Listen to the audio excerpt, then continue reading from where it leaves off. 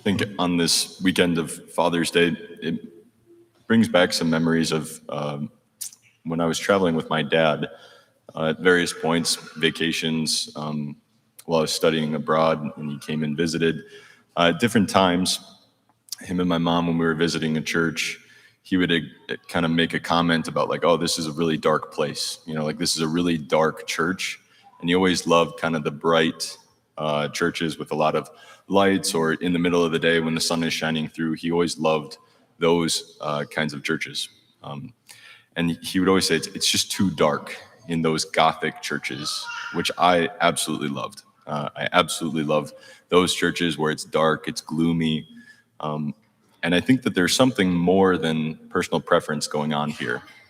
I think there's something really significant that's actually worth paying attention to, not just personal preference of, okay, someone's a little bit more sanguine or melancholic, a little bit more bright, and someone that's a little bit more of a downer. But there's something significant going on here because there's something at the heart of man that's playing out in this reality.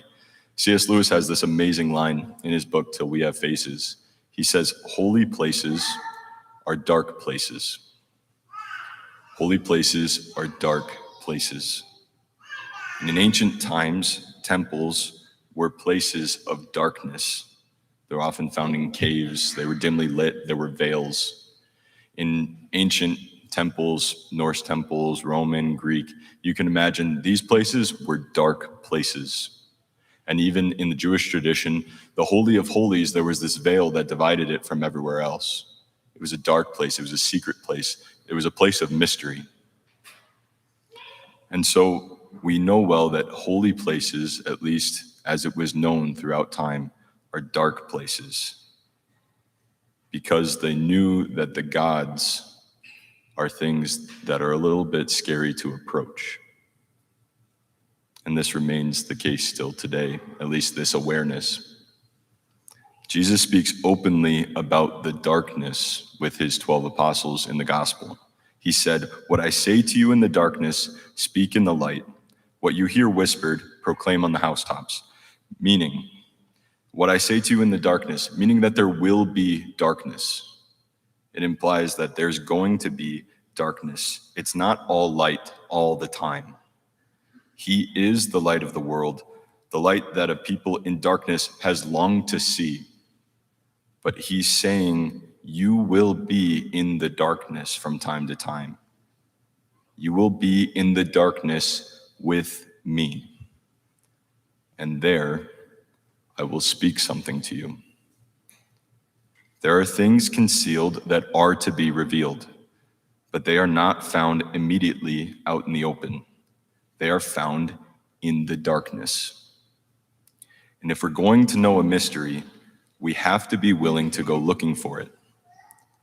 To come to know something, we have to acknowledge that we're in the dark, that we're ignorant about it first.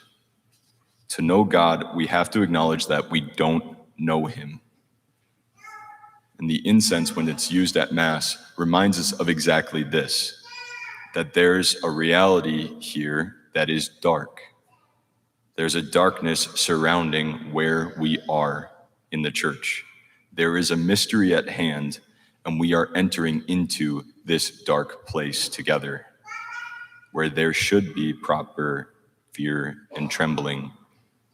Something is in this place that is beyond us, beyond our control, beyond our knowledge, and so we should stay sharp.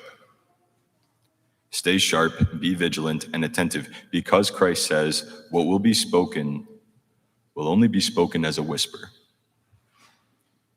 Mysteries do not often boast. The transcendent must be sought.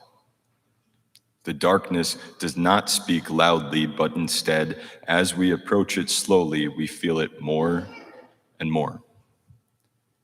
And if you've tried for an extended period of time praying, you've experienced exactly this. At first, it seems very difficult to quiet oneself, to put distractions aside. And sadly, this is sometimes where the process stops for some of us. It seems tough to listen to God, and as time goes on, it may even get harder and harder. We get distracted by the concerns of our day and of our life because the mystery is subtle while the apparent is loud. We know from Elijah that God doesn't speak in the earthquake, in the fire. Instead, he was found in the whisper. He speaks in the dark because it is there that the mystery can be known. Holy places are truly dark places. And the world has forgotten this. Though it knew it centuries ago in these ancient temples, even the pagans knew this. But the world has forgotten it. It has forgotten a whole sense of mystery. The loudest voice speaks the clearest now. The brightest billboards get the most attention, and the most effective algorithm makes us slaves of the light. Yet we gather here because we know that there is more than the shouts of the world. There's something out there. We're here to enter into the darkness of a reality beyond us. We're here to encounter God. God who is out of our control. God who has his own will and his own designs, and they're not ours. He loves us, he made us, yet if we asked ourselves why did you make me? Why do you love me? Why did you die on the cross for me? None of us would be able to give an answer that's satisfactory. Not completely. We may be able to give true answers, but not a complete answer. This is a dark place, brothers and sisters. A place that the light of the world, God himself, leads us to. Please don't stay on the surface of this mystery. Don't put the darkness at arm's reach today. Today, the Eucharistic prayer will be prayed in a low voice, meaning it's not just that I forgot to turn on the microphone. Okay. This is on purpose. It may be jarring, and it should be, because the darkness is jarring. Let this be a reminder of the mystery that we encounter, the eternal God himself. Should you wonder what to do, enter into the darkness. Pray. Pray and be attentive to what he says, for he doesn't usually shout. If you want something worth shouting on the housetops, something worth bringing to the light, we need to be willing to go to the dark to get it. And believe me, he's worth it.